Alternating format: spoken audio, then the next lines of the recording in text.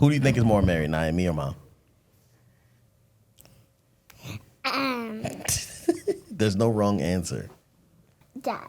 Okay.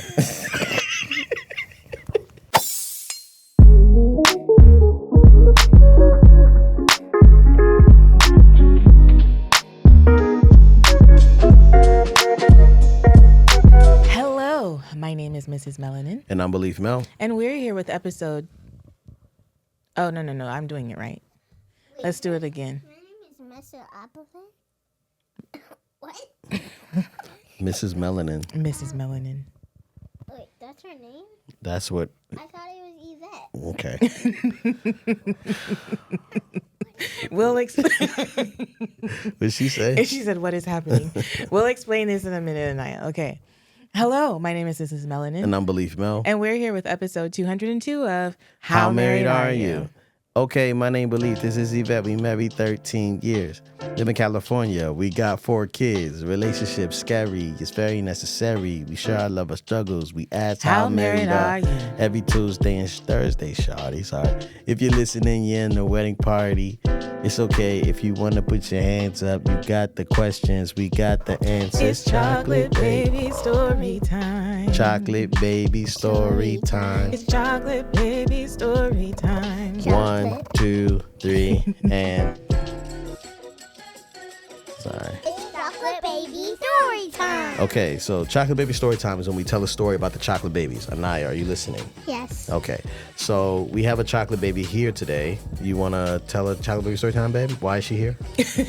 Why is she? So all 3 boys got invited over their friend's house for a play date. Unfortunately, they don't have anyone female or Anaya's age. So she is hanging out with me today, and I got work to do. We got to record this podcast because y'all be in my DMs like, where is a new episode? I have a whole list about it. And she has made a whole list of what she wants to do today in order to make up for the fact that we are going to be alone together. Yeah. Yeah. So, yeah, that's great. Last night, you guys were tripping last night, Anaya and Uzi. And so you would refuse to go to sleep without cuddles. What's that about? Why must you have cuddles every night? You know me. I love. And Izzy just loves to listen to her belly. Oh, yeah. Wait, what? Yeah, he likes to lay on my stomach and listen to all the sounds. What? It's funny. Yeah. Is that what he said? Yeah. Is that why he ditches me to cuddle with you? He goes, well, are you hungry? Are you thirsty? That was weird sound. Yeah. So. That is hilarious. Yeah. So, and I think the intermittent fasting has been making it a little bit more challenging because the sounds in my stomach are crazy. So, yeah. So, welcome back to How Married Are You? We are here with a special guest, Anaya Zai, who really wants to be a part of this video, this podcast, right? Mm-hmm. Because, we could have turned the TV on for her, but she probably would meander in here anyway because she's all about community. So, yeah. Make sure you guys right now take the time to like and subscribe to this video. Super important. What, Naya? Love. Love is really important. So make sure you like the video. Please stop now. Make sure you like the video, comment, subscribe, share it to someone. This is a special moment. We're going to be answering emails and just talking about what life has been like right now. What's going on, babe? Like, where are we at? Well, one thing is we need to record a BetterHelp promo. Okay, cool. Can we do that now? No, we cannot. Okay. What's been going on? So much, life, love, liberty, not liberty, no liberty. I feel like I was telling when I dropped the boys off to their friend's house, the father of the friends was the basketball coach of the boys last season. Of Uriah's last season playing basketball. And he was like, we really missed the boys. And I was like, yeah, I'm just feeling like I'm being dragged around by these kids. Yeah. Like at one point it was like, oh, I'm going to put a baby in a baby carrier, put two babies in a stroller, and one baby's going to walk alongside, and I'm going to drag them along everywhere. But now I feel like they're dragging me all around town.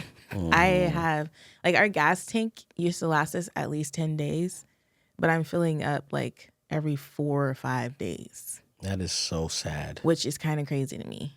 Yeah, because it's like $100 to fill up. Yeah. Well, no, it's more like, it's like 90. That's 100. But what I'm saying is, like, I didn't realize how much we stayed home. Like, we usually... That's why I'm homebody. I'm team homebody. We do everything at home, and now everything is everywhere. So, and she wants to do dance. Yeah, you know, type of stuff like this makes me miss the good old days. Well, quarantine. Oh, I ain't gonna lie. As much as we did enjoy those days, those were some good old days. I love those days. I love those days. Anyway. Yeah. I think it's good for us because we have family and we enjoy being together most of the time. But some people are like... Holiday season. Right now, it's a holiday season. It's Thanksgiving break. Thanksgiving break, yeah. So you guys should be kicking it with family maybe, you know. Hopefully. Or your pseudo family, your chosen family, Amen. You know what I mean? Kicking it with them. We do have one relative coming in town this holiday season, I believe. And Well, we both have relatives coming in town. Oh, yes, we do. Both have relatives coming in town. So we'll see if anybody makes a guest appearance on the podcast. You never know. Yeah, you never know. Okay, so okay, let's talk about it. We got an email from someone, and what happened is we get mail on our computer, and people ask us questions about their life, and so we try to give them advice, even though we're not therapists. But since we've been married for a long time, we try to we take our best shot at it. Okay, what's wrong? Stuttering? Anaya, so that's what we're about to read right now. Mama's gonna read an email, and then we're gonna talk about the email. Okay. Okay. And you can chime in if you want to. Okay. Okay. I want to. This right here is called Grown Folks Business. And you are right in the middle of Grown Folks Business right now, okay? I'm kind of grown. What's grown about you? Me? Yeah. Why are you grown? What can you do? I can't do... Well, I can't stop growing. Okay, you are growing. Very, very good. Okay. I think she heard growing versus grown. Okay. I think this is beautiful because this person sent a picture so we can picture. Oh, what a beautiful couple. They are so good looking together. It's beautiful. Yeah, it's a nice dress. And I like his bow tie. Anywho, this email is from a husband trying to navigate a season of not being the provider.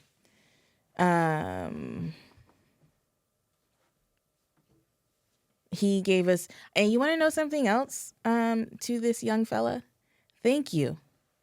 Because do you see how organized this email is? Yeah, He's he looks got like he headings and underlined them and then paragraphs under each one. Where does he live? Because he might be a good assistant. That's very organized. Woo, that email's organized. Oh, he might need a job too, so. Oh, That's so funny. It's just funny. It's just funny. Okay. So I'm going to leave so he titled one paragraph appreciation and it's very long and I really want to read it, but we're going to save it for later. Okay, a little background. My high school sweetheart is now my wife, currently 21 years old. After 2 tough years of long distance and a total of 4.5 years of dating, the long distance while also waiting till marriage to have sex was not easy. But we made it and I feel like our relationship is stronger because of it. We got married after my wife graduated from college with her bachelor's in chemistry. Okay. And we had a small intimate wedding with close friends and immediate family on July 11th of this year. Quick question. Did he go to college too? Which was amazing. I don't know that yet. Okay, sorry. She had found work the month prior and started after our honeymoon. I transferred to a university close to her to work, and we found an apartment pretty much in between her job and my university. I am going to school for electrical engineering and have a small part-time job where I work very little hours so I can keep up with school.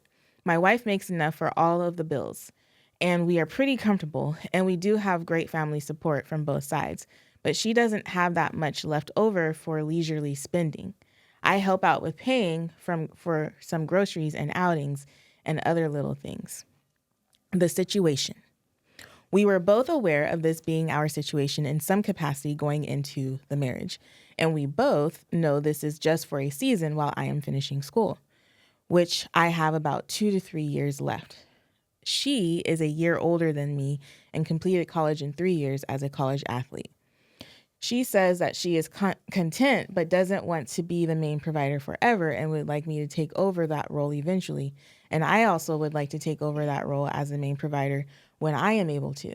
Although I know this is just the season we are in right now, I can't help but feel a little insecure and like less of a man from leaving most of the expenses on her. I guess I am a little traditional when it comes to this, and I know that a lot of it comes from my pride. I know that she is perfectly capable of handling it, but I can tell that she would rather the roles were switched, even though she says she is content. But I don't think she is holding a grudge or anything. What's making these feelings worse for me is that I am also struggling a little in some of my engineering classes, which may lead to college taking a little longer and is also causing me to form a little doubt in my career path. She also was intending to work for a few years, then go to graduate school, but she can't really do that until I can take over the role of main provider.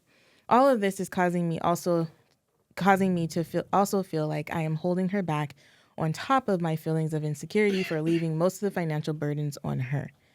My question, Glenn, I know you went through a season that wasn't that traditional when you were a stay-at-home dad. Also, you have mentioned here and there about your experience of moving between different jobs and trying to figure out what you really want to do for a career. How was the experience, and what are some things that helped you during those times and that helped you start to figure things out? What mentally should a husband have while not being the main provider? Yvette. Also, any advice from my wife that you might have learned from your perspective of that same experience while you were the main financial provider?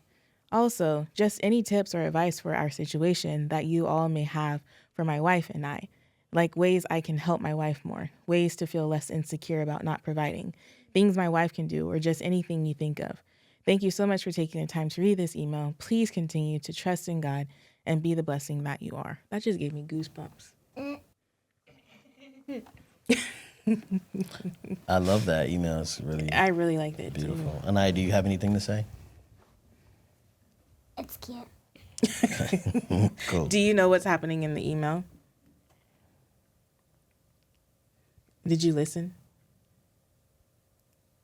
Not that well. Okay, cool. All right. Should we recap it for her or no? Yeah, why not? Okay, so there's a guy who, are you listening, Naya? Yeah. There's a guy who just got married, and his wife makes all the money, and he doesn't make a lot of money because he's in school. And so he's feeling like he wants to help out with more of the money stuff, and he's holding his wife back because school is hard and it's taking him longer than it should. Wait, are you saying he's a kid and she's a grown-up? No, they're both grown-ups, but he's in big school, college. So for college for adults. Yeah. So now he doesn't know what to do, and he's asking us what to do. What do you think he should do? Work with her. Work with her? Right. That's good advice, Nye. So I would say that what was it? His question to me was like, I had that season. He was like, you have mentioned and trying to figure out what you really. How was that experience, and what are some things that helped you during those times and that helped you start to figure things out? What mentally should a husband have while not being the main provider? Okay, so how was the experience? I think what, like we are so, as humans, we are so interested in getting through getting past, but not being where we are. I didn't know that was where that was going to end. Keep going. Because I totally was aligning with that. Keep going.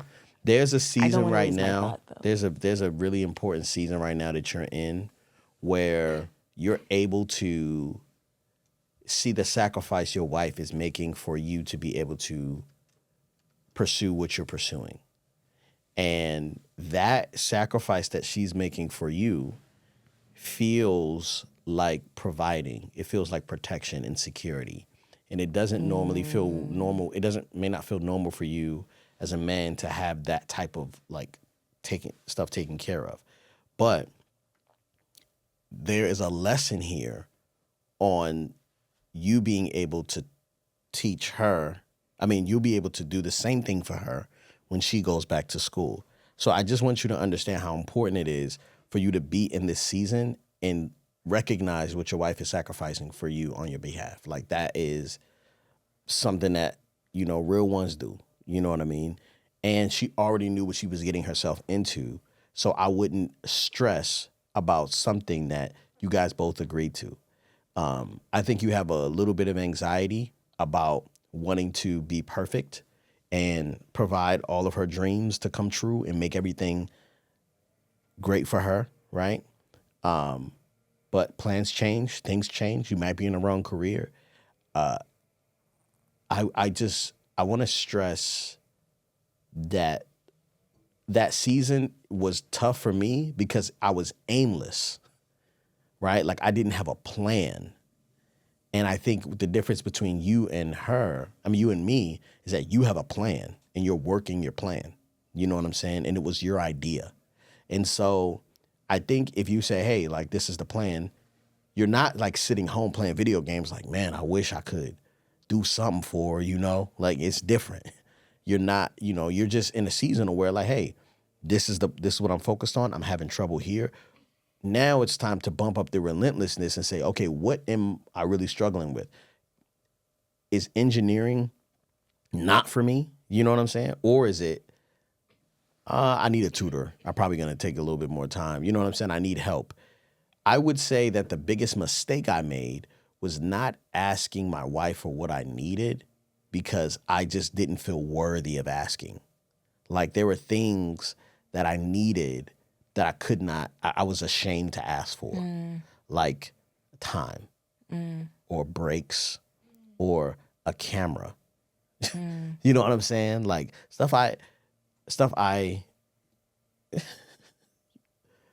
that wouldn't have been crazy for me to ask.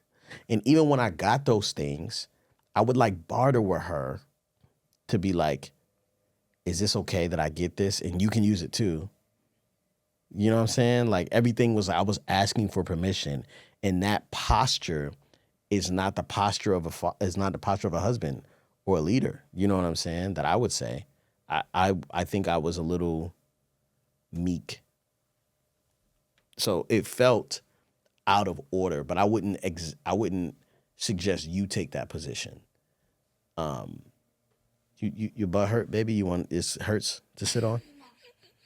Okay. Why are you standing? Just because. Okay. You know, I'm listening to you talk and I wonder, because I feel, nope. No, I didn't want to say I feel because there was not an emotion that was about to come. And I'm trying to use I feel and then follow it up with an emotion because that's more appropriate. However, I love that growth. Thank you. It's really good communication growth. So I often struggle with society and the expectations and images that they have created for us as individuals, as a woman, as a man, as husband and wife team, like what we're supposed to do and what that's supposed to look like. Someone recently was talking about NAILPOLISH. Mm-hmm. Why can't you stand in front of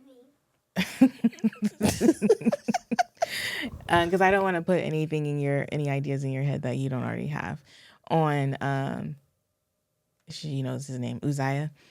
And I was like, are you kidding me? Like, really?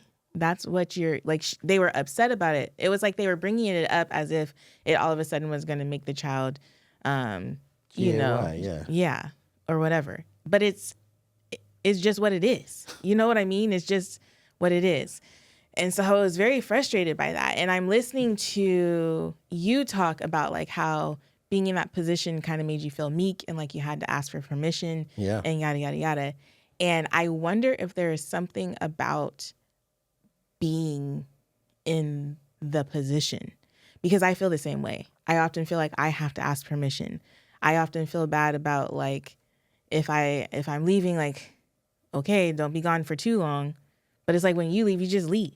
You know what I'm saying? But it feels like even when you leave, I'm like, why are you telling me how long you're gonna be gone? Just go. Yeah, because sometimes we all be just like, where they at?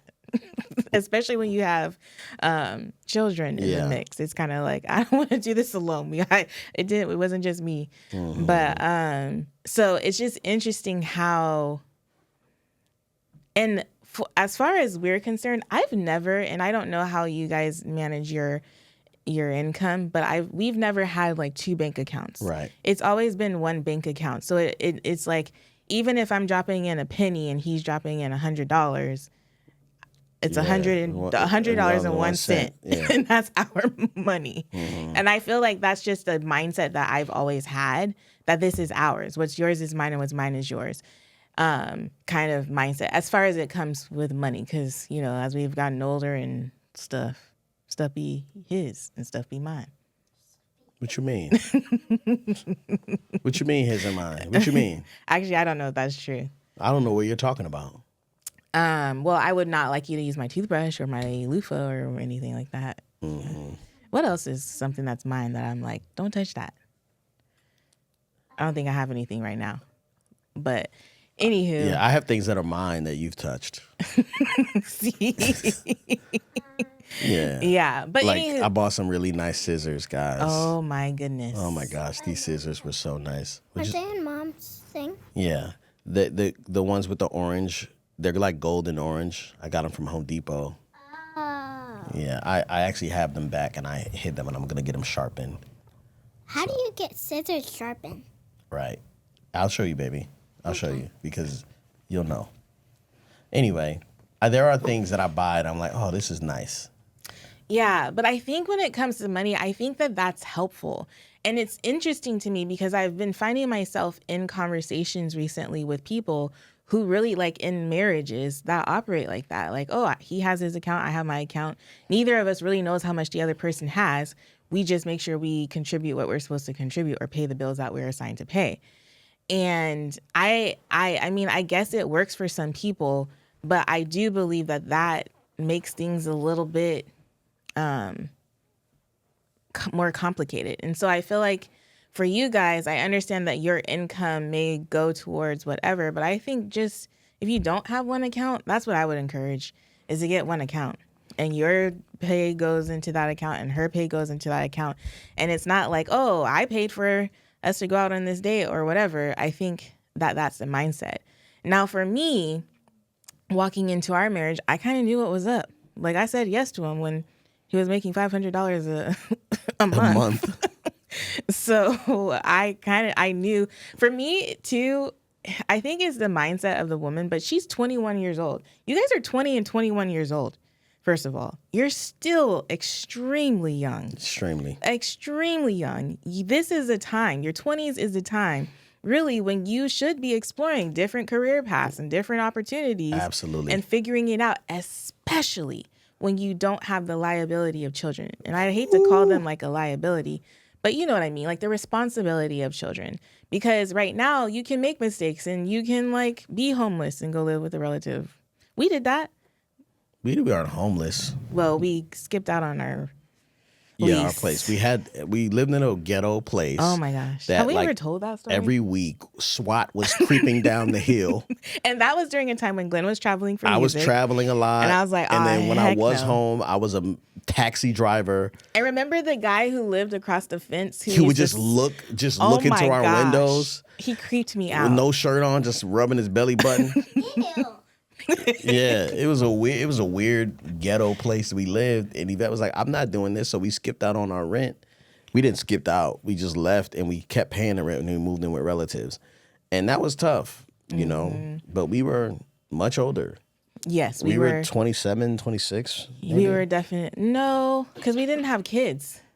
Mm. So we were probably like 24. I was 24. Oh, You were okay. 26. Okay, yeah. So I would say that, you know, the mental, what you need to have is resilience and belief in yourself, and like believe what she said. Like, yo, I'm good. If she says she good, then she's good. Yeah, because you have expressed that she hasn't necessarily made you feel these ways. These are things that you're feeling. Yeah, you're And telling yourself a lie in a story. Sorry, go ahead. Yeah, and I think that for me, that is something.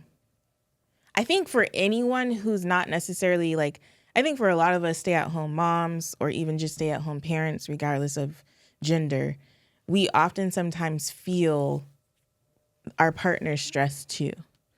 You know what I mean? Like we feel like, I'm not contributing or whatever.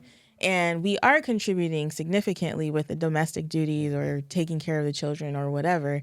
But it's still an element of insecurity that can creep into our minds and give us a sense of imposter syndrome. What's going on? She's asking to lay down. You want to lay down on the couch? This conversation is so boring to her. That's great. This is to teach you to stay out of grown folks' business. Just move that stuff now and put it on the floor. Gently.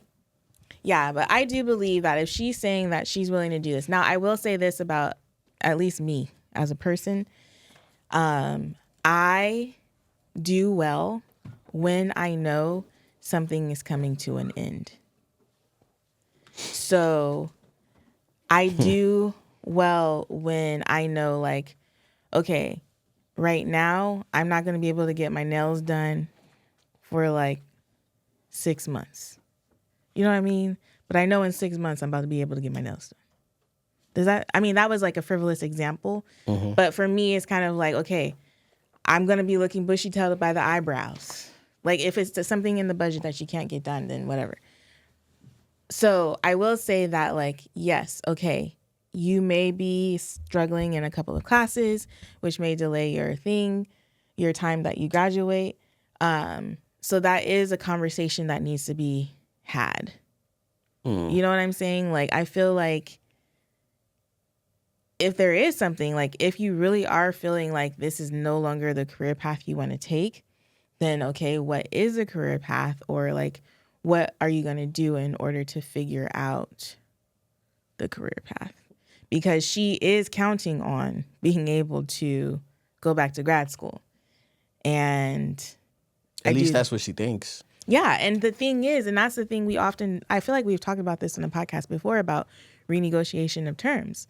Like every so often, this was, was it Tico that was talking about the being married to the plan?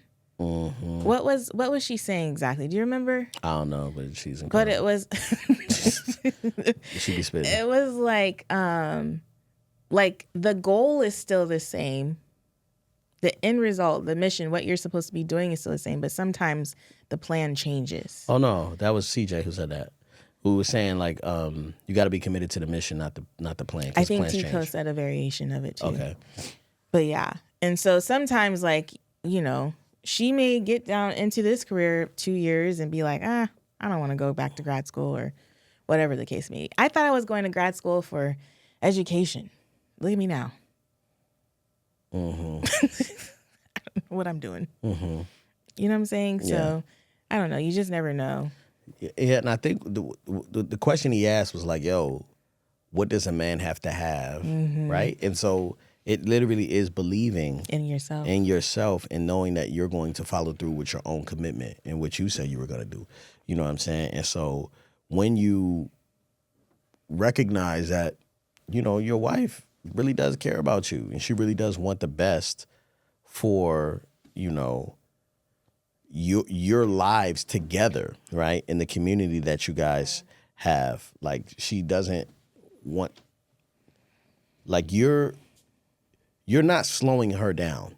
She chose to go slow. You know what I'm saying? Mm-hmm. Like, I don't believe you're preventing her from doing anything she wants to do. Mm-hmm. And I used to feel like that. That you were slowing me down? Like, when you would be like, it's summertime, can we go somewhere? And I'm like, we can't afford to go nowhere. Where we gonna go? I don't like to go nowhere. You know what I'm saying? Mm-hmm. Like, I was like, man, I feel bad for this woman. Mm-hmm. So there is a portion of that is true, but you really got to you're young, live in the season, right? Yeah. Like, you're in a season of learning. Mm-hmm. You're in a season of developing foundational things. There aren't things you can do extracurricular, not a lot. There's a lot of things you can do if you're creative. You know what I'm saying? Mm-hmm. And like, have dates in the house, or go bike riding, or, you know what I'm saying, hiking. It's a bunch of different things you can do depending on where you live. I'm not saying I want to go hiking. I'm saying that's what they could do. Why you look at me like that? So anyway, there's a bunch of different things. Mm-hmm. So, yeah, I don't know. I think you're okay. I think he had questions for you too, bad. He said, any advice for my wife that you might have learned from your perspective of some that experience? Well, one of the things that I will say is that as a wife, and I think this goes both ways, but as a wife, my desire was for Glenn to be in a place where he felt like his life had purpose or meaning or whatever. Because when he would come home from his jobs and not want to talk about him, and I'd be so like, eager to share about my day, it was very like disheartening. And it's not anything you want to see your husband going through. She looks so old right now looking at that. Mm-hmm. And so I feel like as a wife, I think the thing that she could do, or that, that I often did, was pray for his heart and for the Lord to like give him clarity on what he needed to be doing or what he should be doing. And then I tried to I would ideate with him, but I don't think he appreciated that so much. So don't do that. I would say it depends, I think that you didn't do, you ideated with me, but you also listened to other people around you. So there was one time when your mom was like, is Glenn going to school for you, or is he going to school for him? Mm-hmm. And you came to me, you were like, are you going to school for me? And I was like, yeah, I don't want to go to school. Mm-hmm. And you were like, you don't have to go to school. I was like, I don't. It makes me so emotional. I don't know why. I was like, I don't. And you were like, no, you don't have to go to school if you don't want to go to school. But that's a waste of money, first of all. 100% is a waste of money. But not only that, that was like my introduction. That is the black, used to be symbol of success. Yes, education. Mm-hmm. Formal education, not just knowledge. Mm-hmm. Right? So, or understanding or wisdom. Mm-hmm. It's just education. And so even coming along to your community, meeting people, and their first question was, are you in school? Did you go to school? Like, what you get your degree in? And I'm like, I don't match up to these people. And I don't know if I'm accepted. And eventually I know that I'm going to have to. But to be with you, I was willing to do anything that I didn't want to do. You know what I'm saying? Yeah. And I think that that's the thing, is like, we as a couple have to define success for us. There's this journal by Stephen Lewis. It's called The Inner Bully. Mm-hmm. And I started looking at it yesterday, and I shut it. Because I was like, I don't know. Mm. One of the first questions is like, how do you define a success? And I was like, how dare you ask me such a difficult question from the jump? Mm-hmm. because I don't know how to define success. Because success has been defined for me so long, and I've been trying to measure up to it, and it's exhausted me and it's tired me out, and I'm just kind of like, ugh, I can't do it. I can't measure up. But then when you're like, okay, well, I'm giving you permission to define your own success in your own terms, I'm like, well, I don't know. Like, it's hard for me to remove what has been implanted in my mind and create a new measure of success. You know what I'm saying? Yeah. I don't know. Is it hard for you? Are you able to do that? I think if you would have asked me this probably like 6 years ago, it was like you being happy was my success. And then I realized you being happy is out of my control.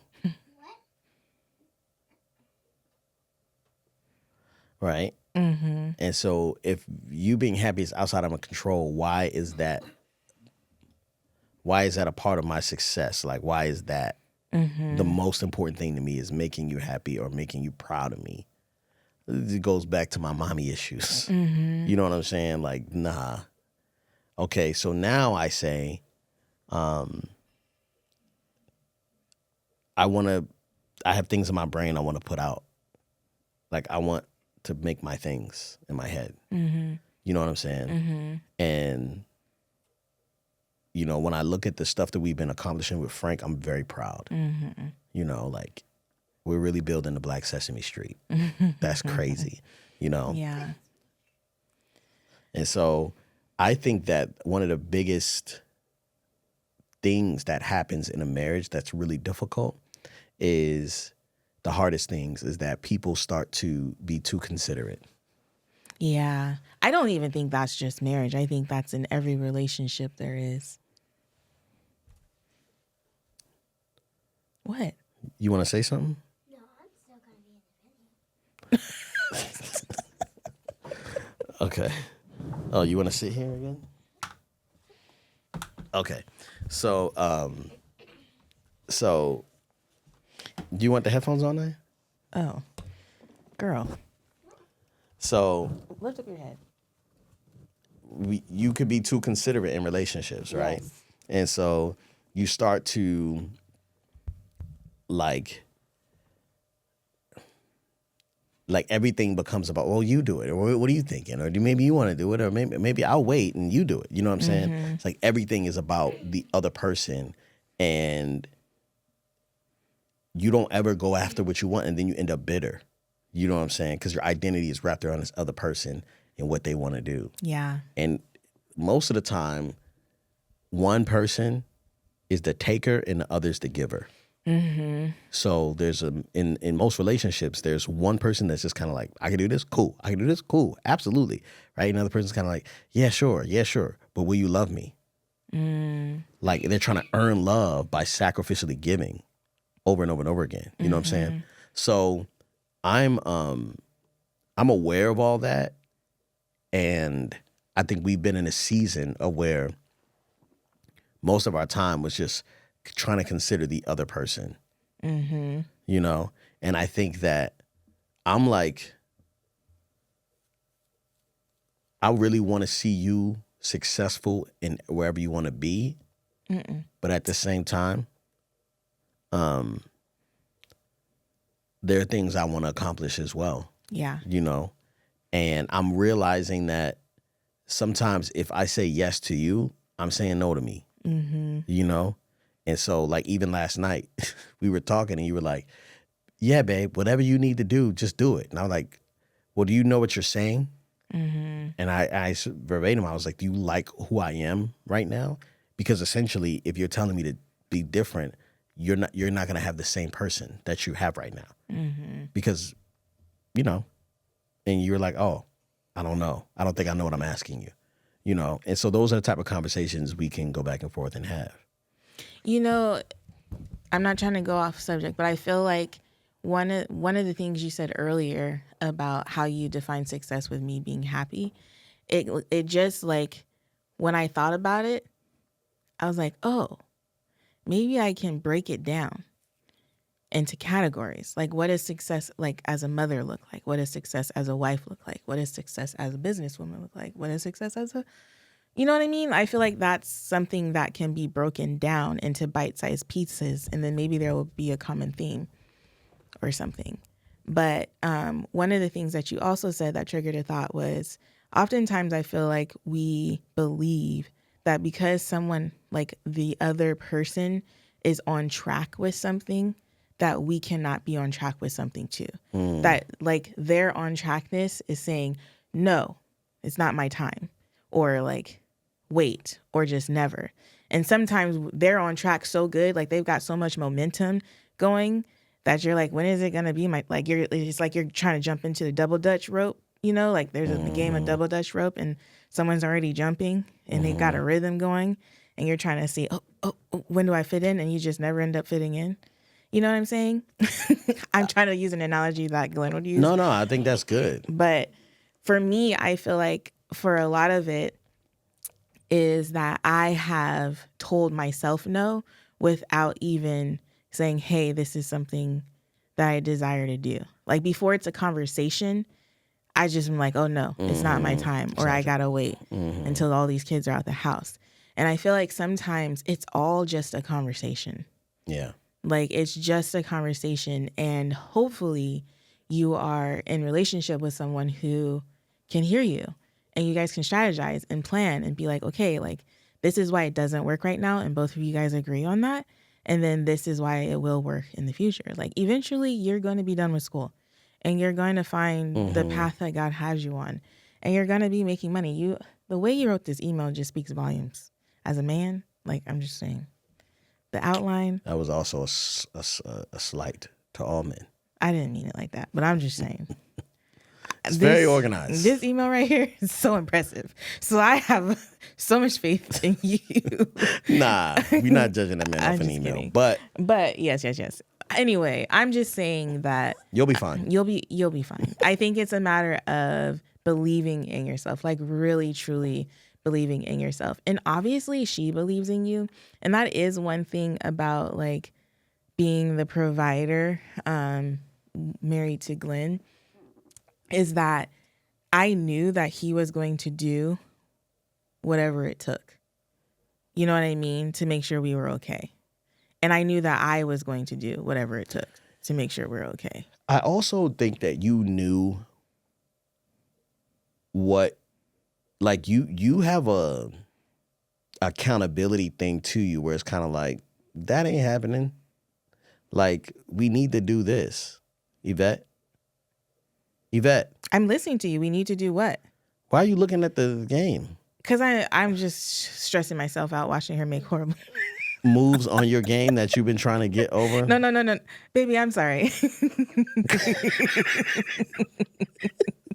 I'm sitting here trying to talk to you and you were so focused. I am listening. You're making me lose my train of thought, Yvette, because you're not giving me eye contact. Okay. So I'm saying that you have a thing about you where you hold me accountable and you're saying like, yo, what's going up with this? What's going on with this? You know what I'm saying? And so I'm like, I don't know, or I don't know, not yet, or whatever. But eventually you know that not only will I figure it out, but you will help me figure it out, you know? And so I think that's not the situation for these people right now because they have a plan. But most people who are not in a relationship want people who already have it figured out, and they don't think they need to invest in helping that person, the other person, figure it out. You know what I'm saying? And so you want someone to match your energy or match your grind or whatever. You know what I'm saying? And it's like, it don't work like that. Yes. You know? And I think the value in like each partner having some sort of definition of success, and I think we as a couple need a definition of success as well, but I'm invested in your success. Yes. And I believe that you're invested in my success.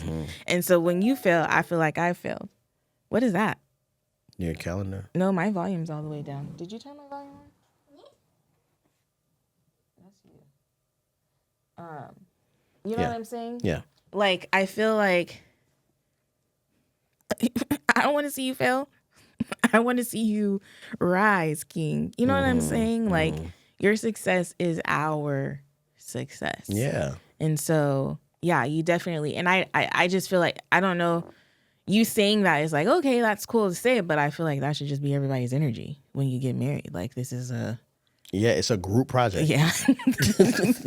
What you doing? Okay, while you're doing that, I'm going to do this. Yeah. And then when I'm done this, you can do that. Yeah. Or we could both do that at the same time. Mm-hmm. You know,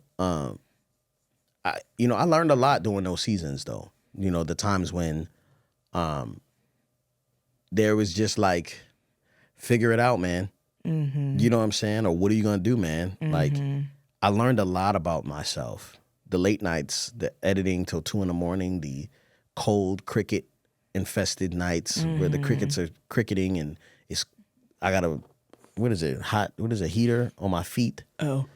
You know, or in the garage in my drawers editing because it was so hot and the mosquitoes, it's different.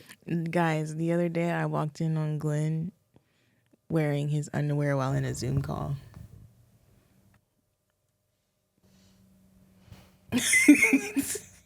What are you huffing and puffing for, Nizai? What? All right. So, how married are you, babe? I'm so married that 2 times now I've gone downstairs to get you water.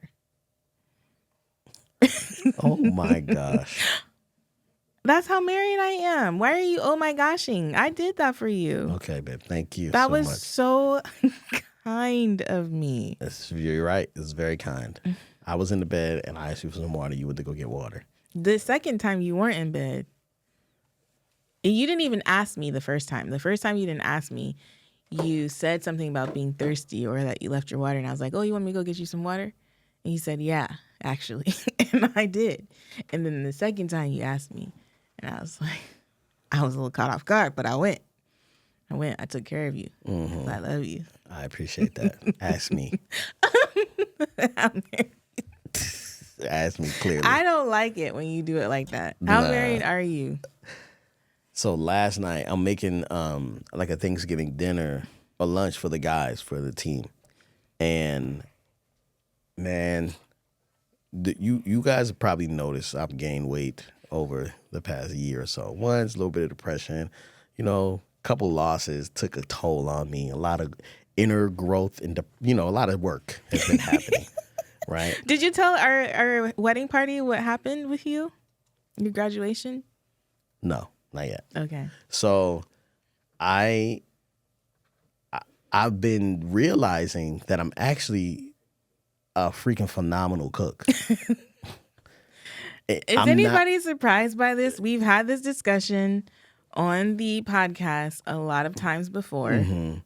I am not playing when it comes to the kitchen. I am nice. I don't know what happened, but I just realized like all I'm doing is finding textures and matching textures. So if I don't have something, but I have something similar texture, I can figure it out and put it into the meal. You're not only a storyteller, you tell stories with the ingredients. When I Lord let me see the old age, it's gonna be full on stuff that I've made. You know what I'm saying? So last night I'm making this macaroni and cheese because I wanted to make macaroni and cheese for Thanksgiving dinner. And I was like, but one of our friends was like, I'll make the mac and cheese. I'm like, all right, cool. So I start out, I'm like, well, make me a roux. You know what I'm saying? I'm making the roux. I got this. I was like, what recipe are you following? He didn't even have a recipe. What did I say? What did you say? Oh, he said, I'm listening to the ancestors. Exactly. And that's what I did. Man, this macaroni and cheese was so fire. I made a whole thing of it. And Yvette goes, oh, it's done. It looks good. Can I have a bite? And I was like, I made her own separate ramekin of macaroni and cheese that had the chives on top. It was incredible. It was good. And I would say that's probably my second time making macaroni and cheese in my life. Have you made it while we've been married? Because I don't. Really? I think so. I think I tried to make it one year. And it was trash. But I made that just for Yvette. He did. He came out with a whole little thing. And I was like, first of all, I didn't even realize you could put those things in the oven. Second of all, it was beautiful. The presentation was lovely. It was good. I'm very impressed, babe. Yeah. Now, who's more married? Went to go get water twice. Why do you always ask that question? I just need to. Well, no. Let me see. Who do you think is more married, Naya, me or Mom? There's no wrong answer. Okay, so what do you think about what do you think about what was said? You don't have to say who's more married. Wait, what did you say? She got I said, how married are you? Right? She said, I got you water twice. I went downstairs and got you water. Okay? Yeah. And we were in our rooms. And then she said, how married are you? I said, macaroni and cheese. I made macaroni and cheese for the whole team, but then I made a separate batch of macaroni and cheese just for Mom. Oh, yeah, Dad. Okay. And That's just how married we I are. am.